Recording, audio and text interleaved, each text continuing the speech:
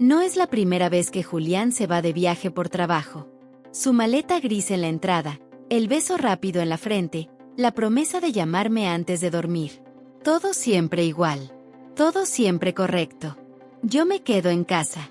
Con las plantas, el té de la noche y el silencio. Ese que se escucha más fuerte cuando sabes que nadie va a tocar la puerta. Pero esa vez fue distinto. Porque Julián me dijo: si necesitas algo, llámalo a Marcos. Ya sabes, el compadre siempre está. Y yo solo asentí.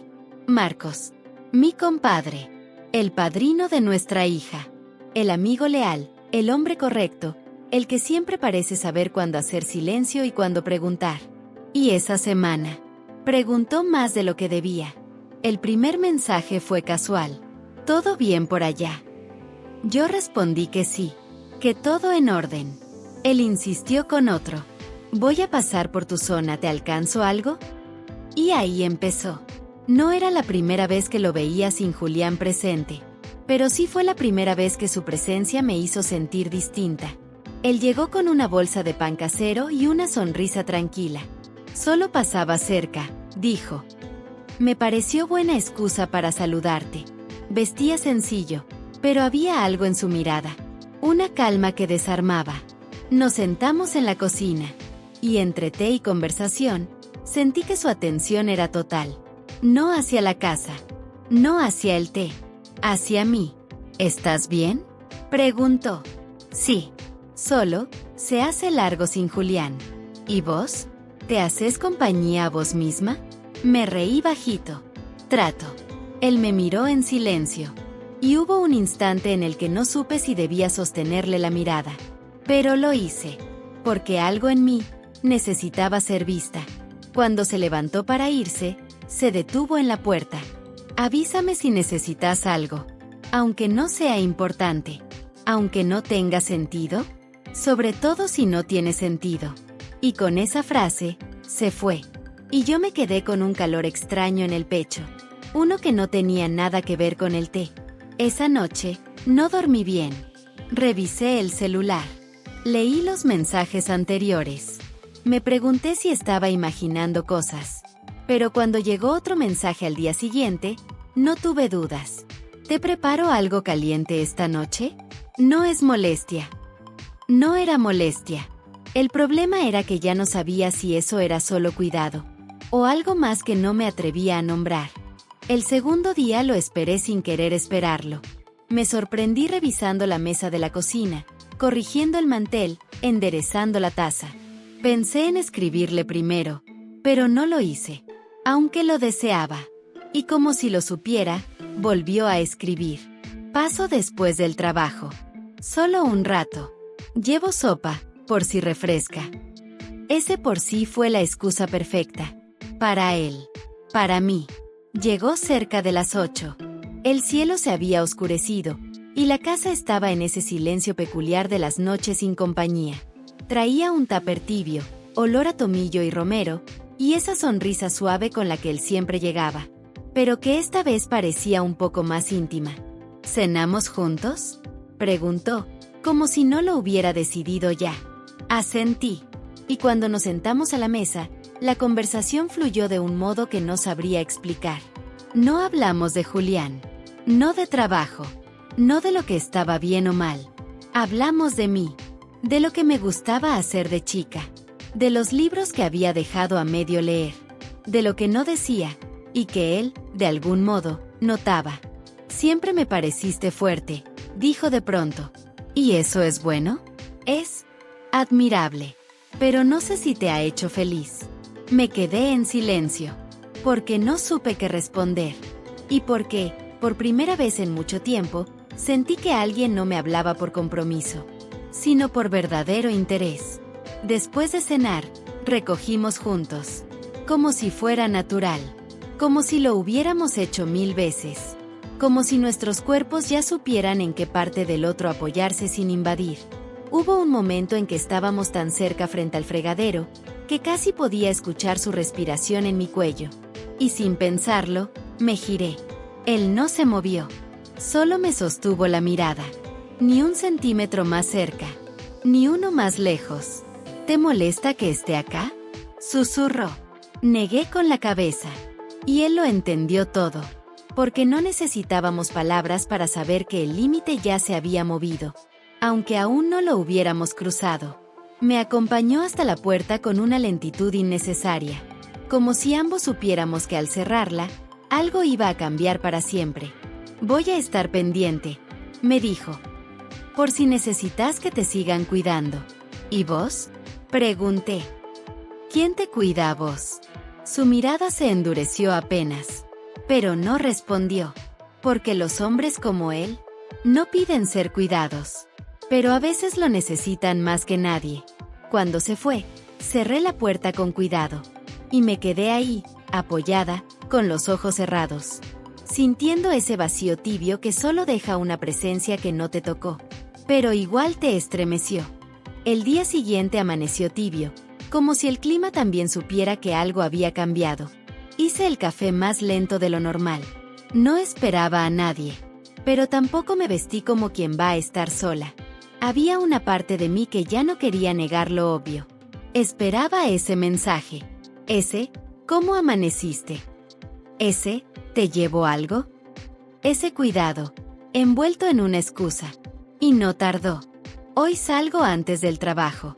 Si te parece, paso a verte un rato. Le respondí que sí. Ni siquiera pensé en cómo sonaba, porque ya no se trataba solo de ayuda. Era otra cosa.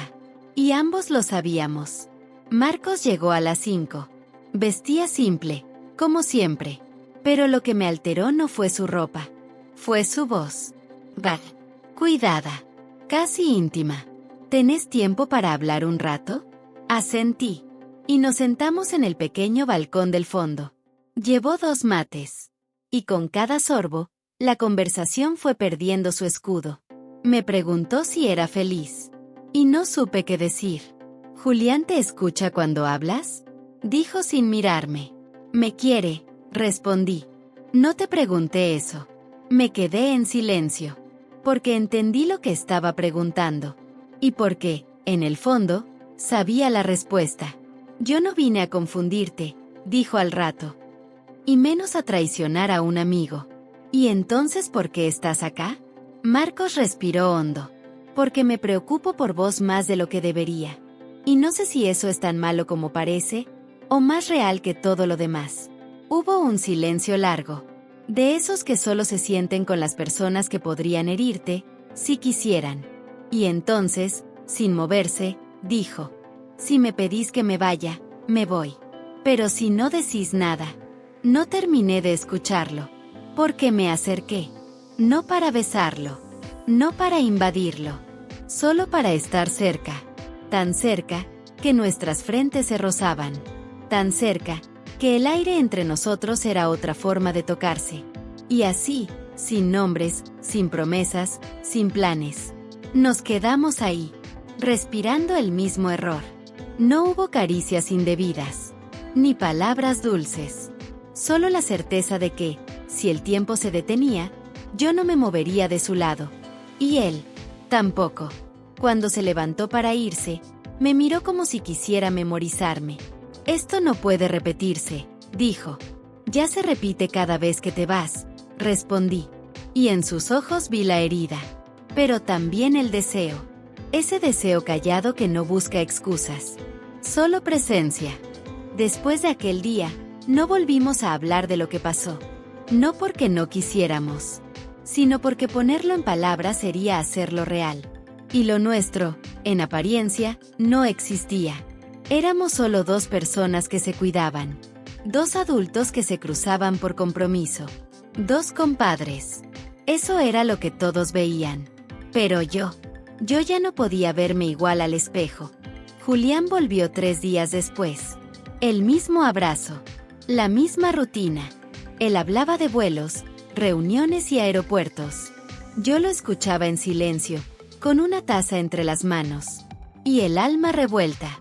No le hice preguntas. Y él tampoco me hizo ninguna. Pero mientras hablaba, noté algo distinto en sus ojos. Una distancia leve. Un te quiero dicho con menos firmeza. Como si él también sintiera. que algo se había movido en mi interior. Pasaron las semanas. Volvimos a ver a Marcos, en un cumpleaños familiar. Todo fue correcto. Nadie sospechó nada. Ningún gesto fuera de lugar. Pero cuando me saludó, su mano se detuvo apenas medio segundo más de lo necesario. Y en ese roce, reviví cada silencio, cada suspiro, cada palabra no dicha. Esa noche, sola en la cocina, encontré una nota en el libro de recetas que nunca uso. No te pido nada. Solo que no te olvides. Porque yo tampoco lo haré. No estaba firmada. Pero no hacía falta. La doblé con cuidado y la guardé entre las hojas. No para esconderla, sino para recordarme que hubo un día, uno solo, en el que yo también fui mirada como mujer, no como esposa, ni madre, ni anfitriona. Y esa mirada me cambió. Nunca más hablamos de eso. Y sin embargo, a veces siento que nunca dejamos de hablar de ello. Con cada cruce de mirada, con cada ausencia disfrazada de prudencia, con cada espacio que compartimos sin tocarnos. ¿Fue una infidelidad? No lo sé. No hubo promesas rotas. No hubo cuerpos desnudos. No hubo testigos. Solo un instante. Uno. Pero suficiente para entender que, a veces, el mayor peligro no está en lo que haces, sino en lo que llegaste a sentir. Hoy, mi vida con Julián sigue. Serena. Estable. Correcta. Pero hay noches en las que él duerme primero. Y yo miro el techo con la certeza de que alguien más supo leer lo que nadie se detuvo a mirar. Y entonces entiendo. No siempre se ama al que se queda. A veces, se recuerda con más fuerza al que supo partir en silencio. No todas las infidelidades dejan marcas visibles. Algunas solo dejan un recuerdo escondido, que arde cada vez que lo intentas olvidar. ¿Crees que se puede traicionar sin tocar? Contadme en los comentarios. Compartí esta historia con quien alguna vez sintió algo que nunca pudo decir. Suscríbete para más relatos donde el alma habla, aunque la boca calle.